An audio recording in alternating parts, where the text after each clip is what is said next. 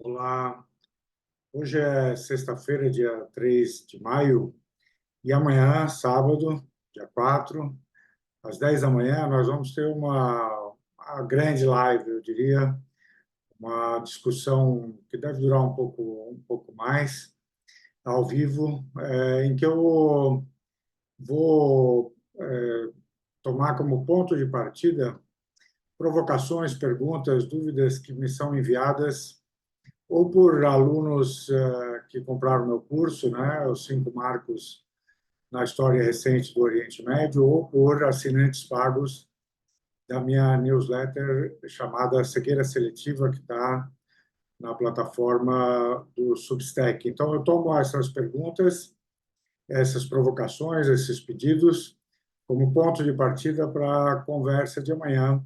Mas a transmissão será aberta e será ao vivo, e, portanto, todos vocês que quiserem acompanhar serão mais do que bem-vindos. Mas, enquanto o dia de amanhã não chega, eu achei que havia um tema interessante a ser tratado e que talvez não caiba amanhã, ou não venha entrar amanhã, que é uma ideia recorrente, a ideia de que o mundo pode ser dividido, pode ser entendido como um conflito entre o mundo da democracia, o mundo livre, e o mundo das ditaduras, o mundo, sei lá, preso, cativo, prisioneiro das ditaduras. Eu tenho visto isso em mais de um lugar, não é uma novidade, né? Mas é um fenômeno que me interessa muito, porque, de determinado modo, essa conversa sobre as liberdades e sobre a democracia se transformou em vários lugares, em vários discursos, numa espécie de fetiche ou numa espécie de defesa para raio, para qualquer crítica ou para qualquer discussão. Você traz ali o tema da ditadura, o tema dos ditadores, o tema das liberdades, né? E usa esse discurso como uma defesa contra qualquer crítica. Então, os exemplos estão por aí, eu vou passar por alguns sem, na verdade, ter feito um mapa absoluto deles, mas vou dar alguns exemplos. Quando, por exemplo, aqui no Brasil se discutia a questão da democracia, em termos de preferências para a eleição presidencial. Então, por exemplo, se você trouxesse críticas a um dos candidatos por qualquer dos discursos que ele tinha feito e tal, alguém voltava para você com uma resposta, mas e a Venezuela, né? Então, considerando, é claro, que a Venezuela tem uma divisão do mundo em relação a ela, a esquerda vê com olhos mais favoráveis, a direita vê com olhos mais críticos, mas havia sempre essa questão, não, mas e a Venezuela? E você percebia que a conversa, na verdade, não tinha por que chegar na Venezuela, mas a Venezuela funcionava como esse para-raio, esse fetiche aí a que eu estou me referindo. Hoje, outro exemplo, hoje em dia, por exemplo, quando você tece críticas a Israel e você fala do genocídio que está em curso em Israel, muitas pessoas voltam com comentários, inclusive aos vídeos daqui, dizendo, mas em Israel a comunidade LGBTQ pode viver livremente as suas escolhas, ou seja, Israel é uma democracia, isso é o ponto de partida de que as pessoas partem, né, ou de que elas começam falando, mas logo elas insistem num tipo de liberdade muito específico para dizer que esse tipo de liberdade se coloca como para-raio para qualquer crítica que você faça a Israel. Então, é como se alguém te dissesse, olha, Israel é uma democracia, ela admite os direitos LGBTQ, mas então tudo bem se Israel cometer genocídio, por exemplo, né? ou, se você for criticar Israel pelo genocídio, lembre-se que trata-se de uma democracia e, portanto, ela é permitida uma margem de manobra maior, alguma coisa nesse sentido. Na verdade, não tem muita explicação lógica, mas é algo que a gente ouve todo o tempo, né?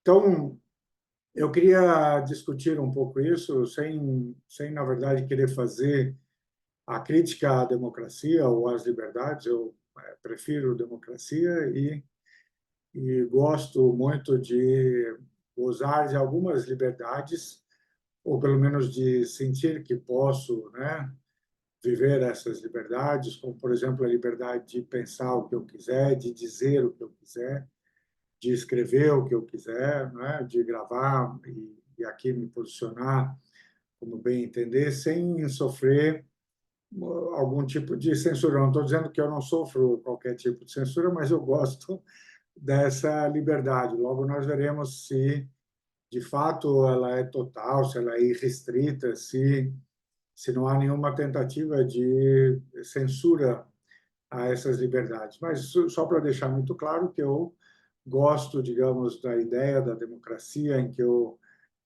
tenho o direito de participar na vida pública do país onde moro e também de gozar de algumas liberdades que eu considero fundamentais. Então, não é um vídeo para criticar a democracia ou as liberdades, mas para criticar talvez alguns discursos sobre isso e também, mais importante do que tudo, para olhar com olhos críticos as nossas concepções de liberdade e democracia e como elas aparecem nos discursos, como a gente naturaliza esses discursos.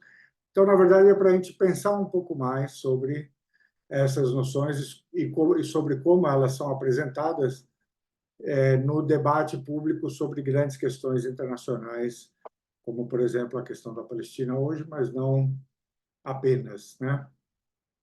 Então, vocês verão ainda hoje no discurso de autoridades ocidentais e também de muitos comentaristas, na maior parte da imprensa, naturaliza esse discurso que diz essencialmente: olha, nós somos o Ocidente, nós somos o mundo livre, nós somos o mundo democrático e, ao considerarmos as relações internacionais e as diferenças de interesses, de estratégias, de posicionamento em relação ao mundo com outros países, especialmente com outras potências, pode ser entendido como sendo essencialmente um embate entre democracias de um lado, a democracia ocidental, e ditaduras do outro. Então, você verá as pessoas se referindo com muita facilidade nos jornais, nos comentários, nas TVs. Quer dizer, é um discurso naturalizado nesse sentido.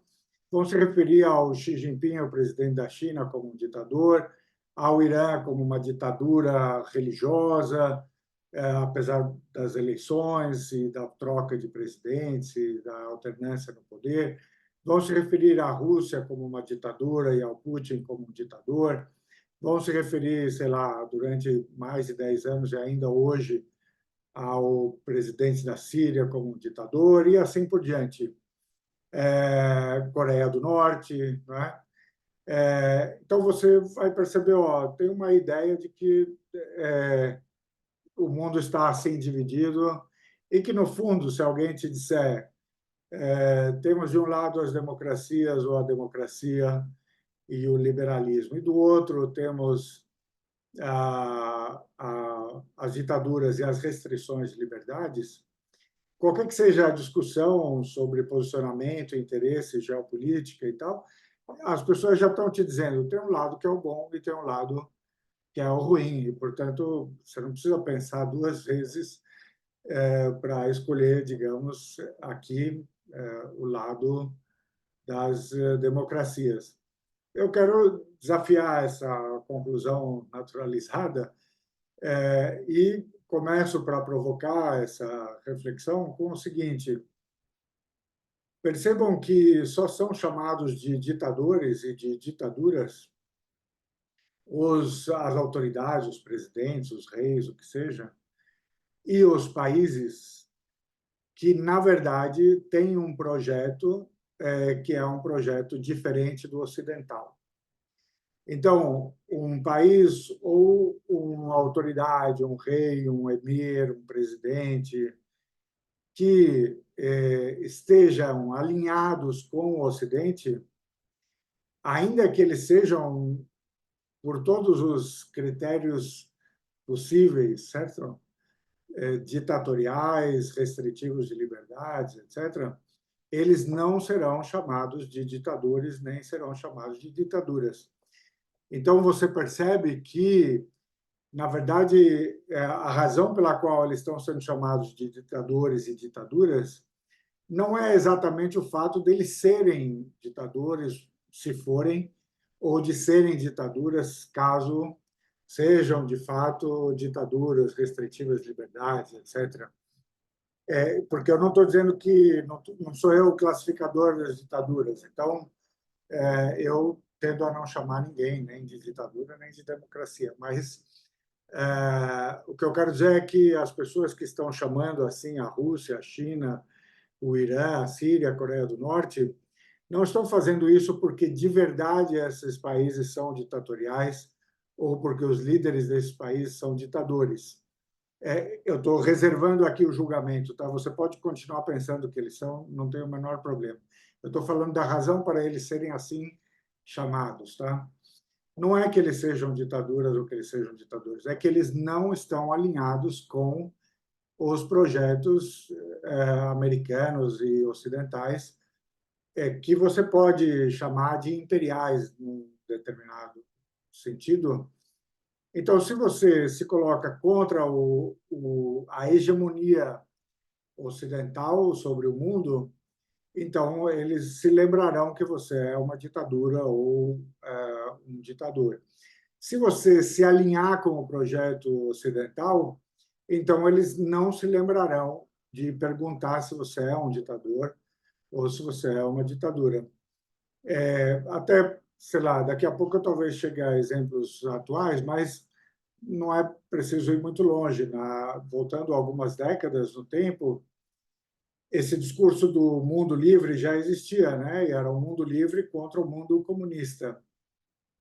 E vocês vão lembrar que aqui na América Latina, na América do Sul, aqui onde nós estamos, os Estados Unidos, né, o líder do mundo livre, autoproclamado, inclusive, apoiou muitas ditaduras aqui, desde que elas se colocassem contra o comunismo. Quer dizer, eles não estavam preocupados em saber se o Brasil era uma democracia, eles estavam preocupados em saber que o Brasil teria uma ditadura alinhada com a política americana, que impedisse, na verdade, qualquer emergência no Brasil de simpatias em relação ao mundo comunista, socialista e assim por diante. Então, na verdade, isso nos ensina uma lição muito preciosa. Falava-se de um mundo livre, né, em que, na verdade, bom, os Estados Unidos tinham eleições, o eleitorado americano decidia quem seria o presidente americano, quem seriam os deputados e senadores nos Estados Unidos, mas eram os Estados Unidos que decidiam quem seria o presidente no Brasil, porque eles não queriam que nós fôssemos democráticos nesse sentido. Eles queriam que nós fôssemos parte do mundo livre na luta contra o comunismo. Então, esses primeiros exemplos, essa discussão, é para a gente lembrar que, na verdade, o pessoal aí que gosta muito de falar em democracia e mundo livre, ele não necessariamente está preocupado se cada estado do mundo é de fato uma democracia, ainda que eles digam isso. Eles estão preocupados com o alinhamento político, geopolítico desses países. Se você for uma ditadura que esteja a serviço da hegemonia norte-americana, europeia, ocidental, de modo geral, eles estão mais do que contentes com o fato de você ser uma ditadura. Quando você é uma pretensa ditadura, não é acusada assim de assim ser pela Europa e pelos Estados Unidos, eles estão dizendo, olha, você é uma ditadura que está contra nós. Então, sob a desculpa de fazer avançar a democracia, nós tentaremos derrubar o seu governo, que a gente está chamando de ditatorial, o seu regime, né? Vamos derrubar as suas instituições, vamos mudá-las. A desculpa é que nós queremos maior democracia, maior liberdade, maior participação popular e tal, mas, na verdade, eu já sei agora, por experiência, por ter visto os outros exemplos, por ter acompanhado a política durante tantos anos, eu já sei agora que esse não é o interesse. Não é o interesse promover a verdadeira, digamos, democracia em cada país, em cada território. O interesse é, na verdade, mudar o regime para que o regime seja mais favorável a mim. Se ele for um regime com aparência de democracia, com eleições e com alternância no poder e tal, ele pode continuar sendo isto, desde que totalmente submetido à, à minha visão de mundo, às minhas opções geopolíticas. O dia em que uma democracia resolver se voltar contra mim e contra meus interesses na cena internacional, eu não terei problema de derrubar esta democracia e instalar uma outra pseudo-democracia ou até mesmo um ditador. Assim, há centenas de exemplos disso no comportamento americano, no modo como eles derrubaram tantos governos, intervieram em tantos países, né, com a mesma desculpa, mas sempre com o mesmo interesse de fundo.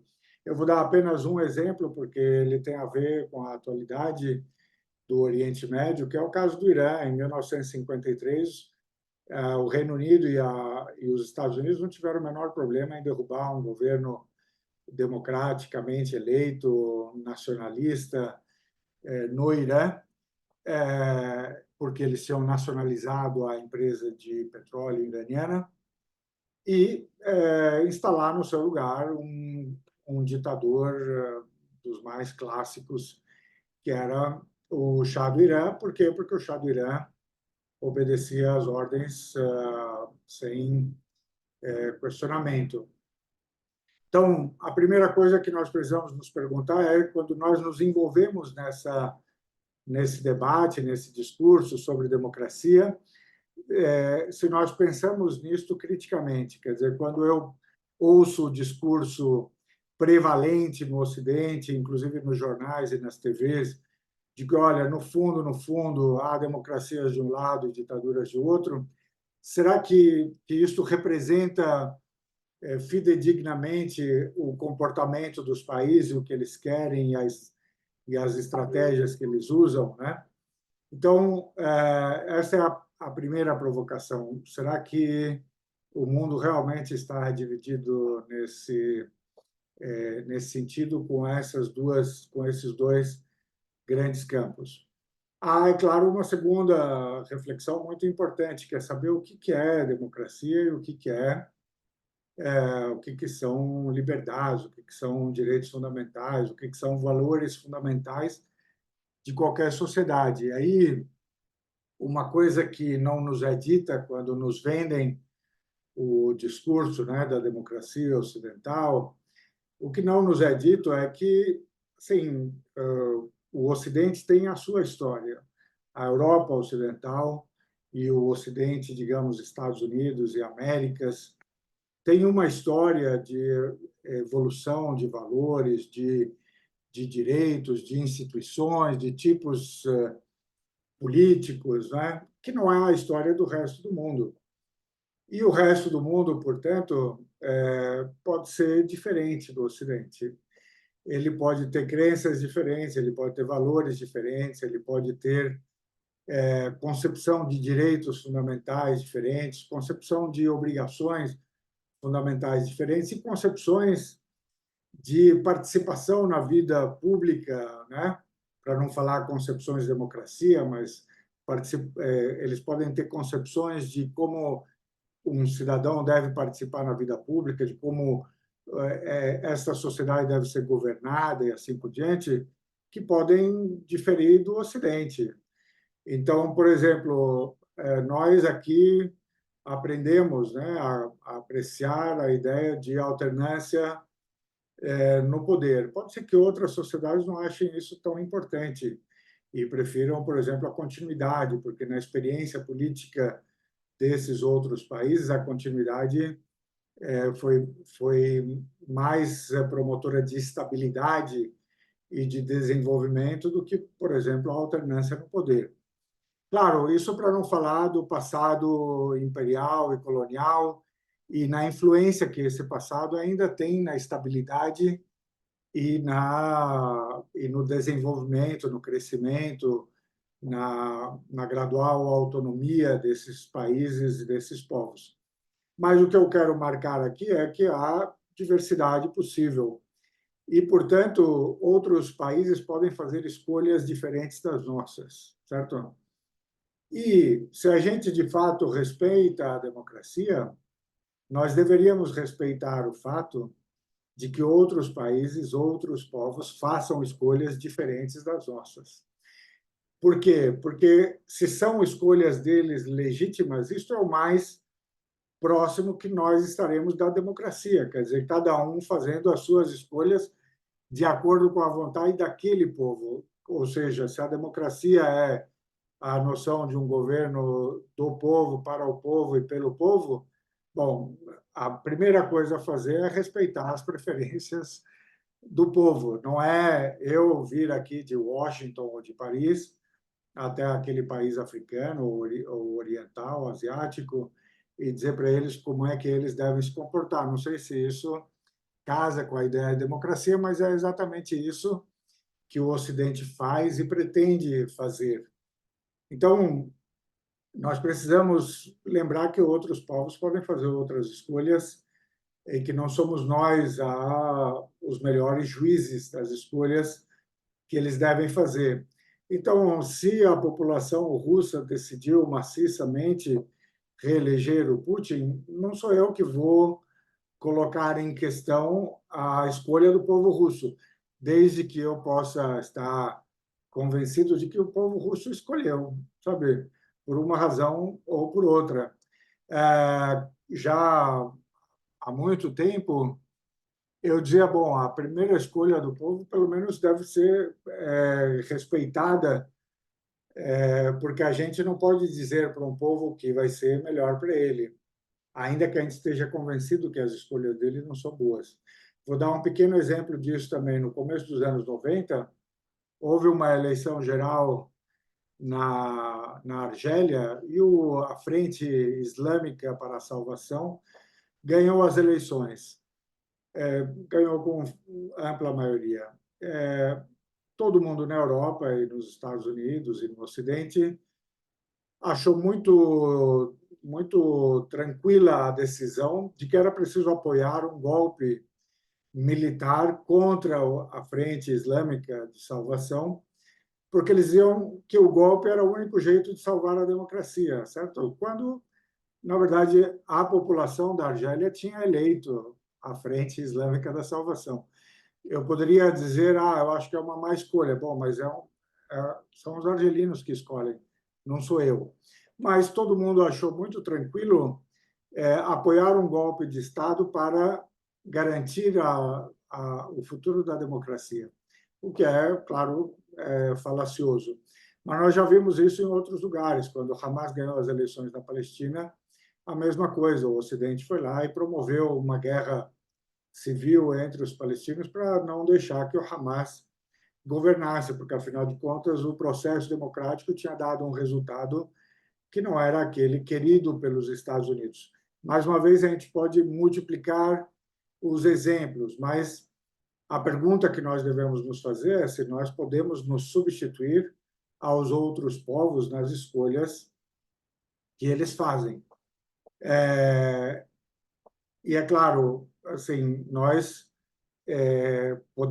não podemos nos substituir, digo eu, se nós quisermos de fato respeitar o mínimo de uma concepção de democracia, e Segundo, democraticamente, esses estados, esses povos, podem também fazer opções de política internacional que não são aquelas que casam com a política americana. Então, na verdade, é mais inteligente, é mais honesto fazer uma leitura que coloca em comparação, que coloca em oposição projetos políticos, geopolíticos, projetos de mundo, certo?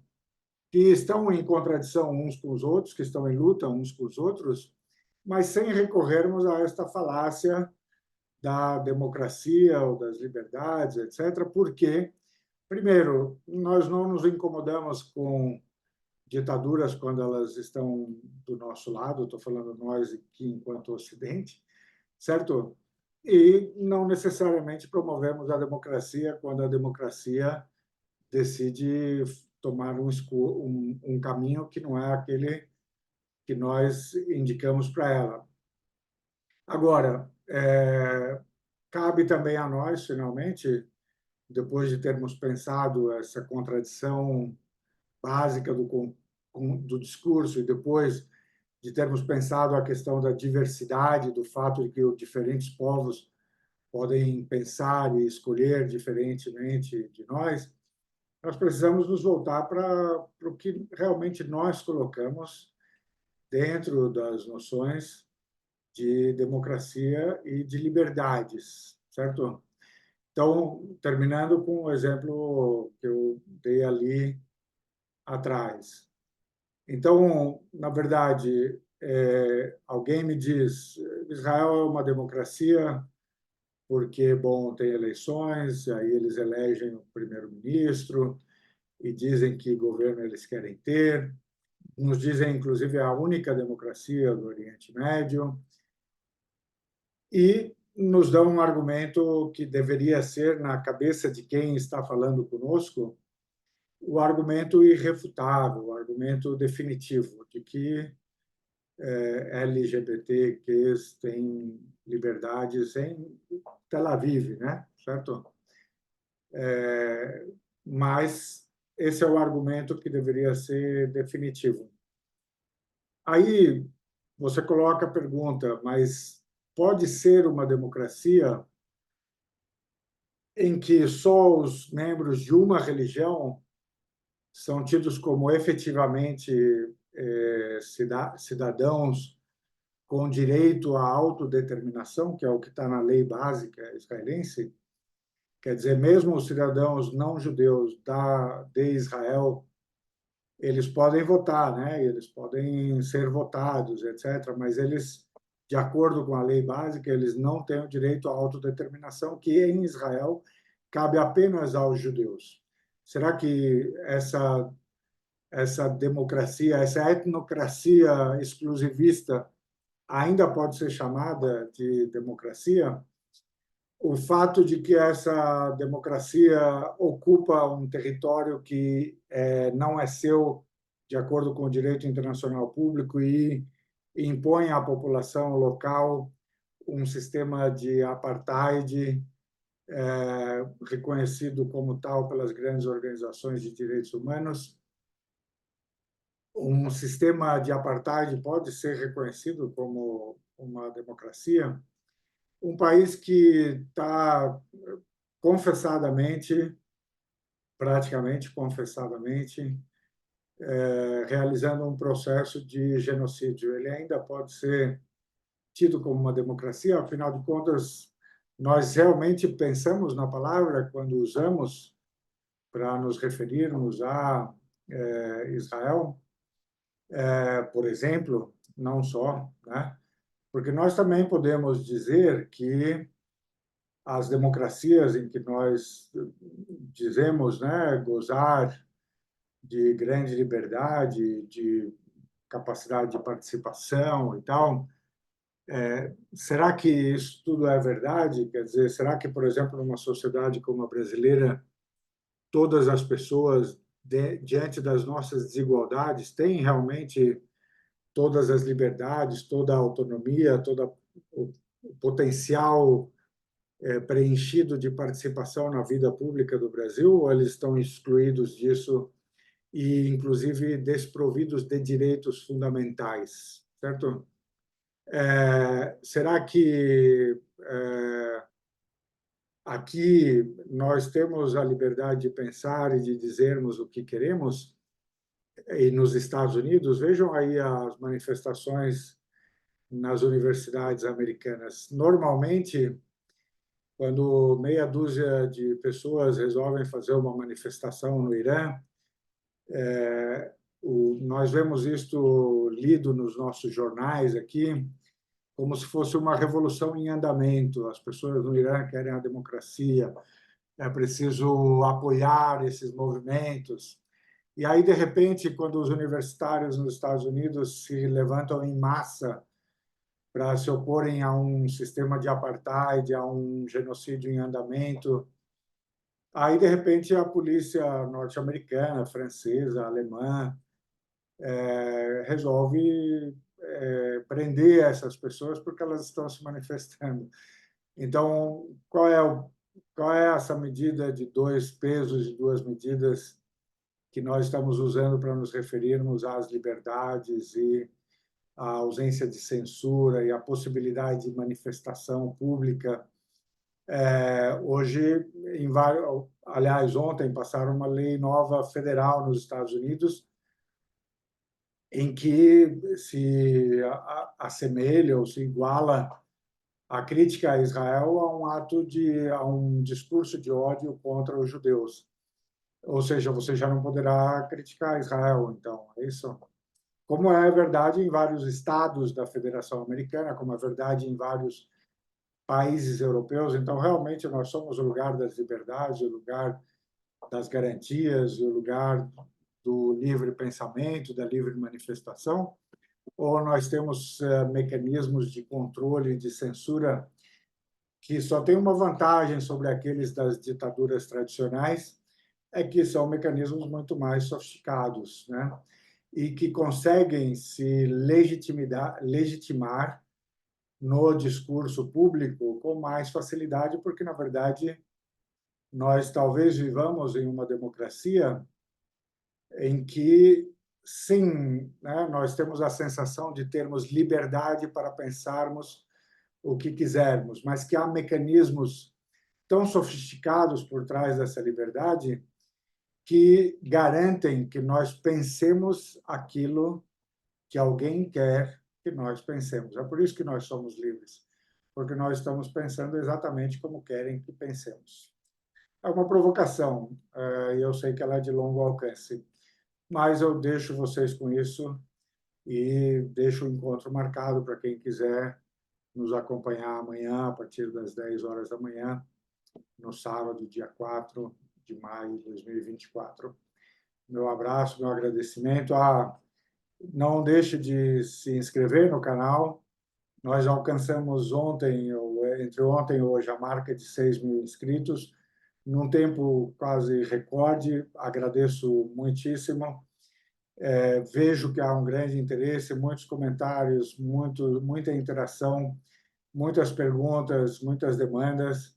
Então, sou imensamente grato a todos vocês. Peço que continuem a interagir com o canal para que eu possa, digamos, atender melhor, né, as demandas que existem por aí. Então, se inscrevam, peçam para ser avisados quando há novos vídeos, façam seus comentários, deem o seu like e compartilhe com quem você achar que pode se interessar. Então, aos que quiserem se juntar a nós, até amanhã, e a todos os demais, até os próximos vídeos. Meu forte abraço.